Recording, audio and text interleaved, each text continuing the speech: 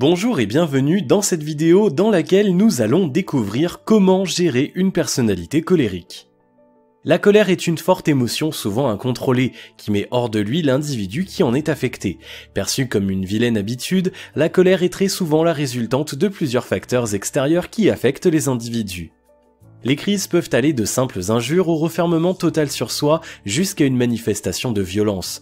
Pourtant, en usant de beaucoup de tact, vous pouvez parvenir à gérer une personnalité colérique avec calme. Avant de rentrer dans le vif du sujet, assurez-vous de vous abonner à la chaîne et n'oubliez pas de télécharger votre livre offert pour changer de vie en cliquant sur le lien dans la description situé sous la vidéo. Comprendre la colère. La toute première chose dont vous devez vous rendre à l'évidence, c'est que les réactions de chacun face à une situation bien déterminée sont fonction de plusieurs facteurs qu'il est parfois difficile de cerner. Cela est d'autant plus complexe qu'une consultation chez un psychologue peut s'avérer nécessaire.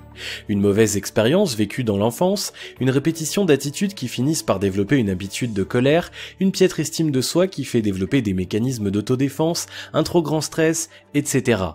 Dès lors, il devient indispensable de prendre du recul face à une personne colérique avant de tirer des conclusions trop hâtives sur sa personnalité. Comprendre la manifestation. Une fois que vous avez compris que cette personne en face de vous exprime de la colère du fait de facteurs plus profonds, il convient de comprendre la manifestation de cette colère qui est différente d'un individu à l'autre. Comprendre la psychologie colérique permet non seulement d'en mesurer les conséquences, mais aussi et surtout de savoir quand s'arrêter pour ne pas franchir la ligne de non-retour. Connaître les déclencheurs. Oui, comme toute réaction, la colère a des déclencheurs qui sont eux aussi spécifiques d'un individu à l'autre. Pour mieux comprendre cela, on pourrait l'assimiler à un mouvement réflexe. Vous savez, ce mouvement brusque commandé par le cerveau sans que l'on ait à effectuer une action quelconque. C'est de cette même manière que la colère se déclenche. Si dans votre entourage vous avez quelqu'un qui déteste par exemple qu'on lui crie dessus, toutefois que vous commencez à hausser le ton, son cerveau lui enverra le signal déclencheur qui commencera tout d'abord à se manifester par une réaction calme dans la plupart des cas. Si vous persistez, il est difficile de déterminer exactement ce qui peut advenir. C'est là tout le danger de la colère. L'individu qui l'exprime n'est pas toujours maître de lui dans ces moments. C'est souvent lorsque cette crise passe que ce dernier réalise les conséquences de ses actes. Il vous convient donc d'observer, d'analyser et de comprendre les différents déclencheurs qui peuvent emmener une personne à tomber dans un excès.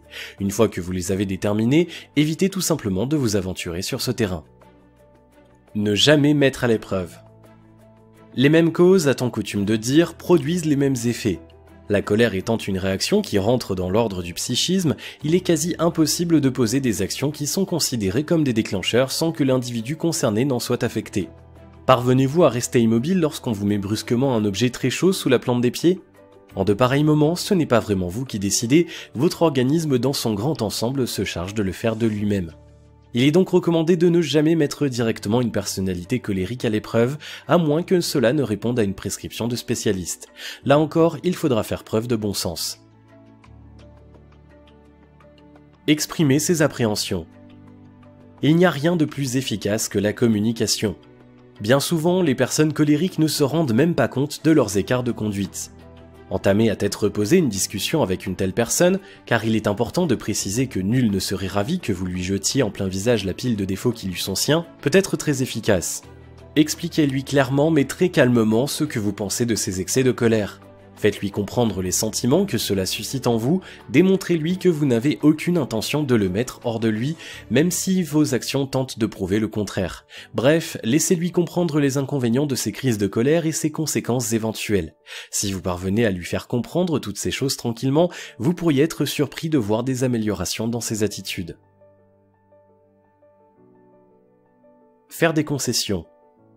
Une femme ou un homme colérique ne reconnaîtra jamais au premier abord qu'elle l'est, sauf dans certains cas qui sont plus ou moins rares.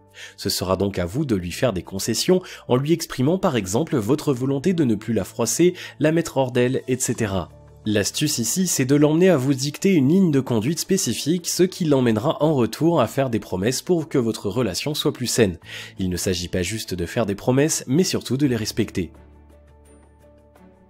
Être indulgent. Entretenir une relation amicale, fraternelle, amoureuse, professionnelle ou affective avec une personnalité colérique demande de votre part que vous fournissiez un peu d'effort. L'objectif est de réussir à mener une relation saine avec cette dernière et cela passe par une sorte d'adaptation.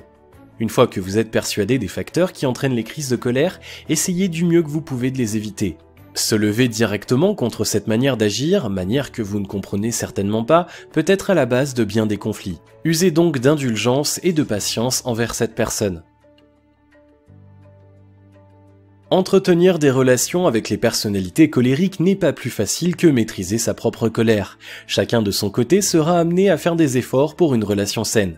Le plus important est de savoir que la colère n'est pas voulue et préparée minutieusement à l'avance, mais bien une réaction qui a lieu en réponse à une suite d'événements auxquels notre subconscient décide de répondre.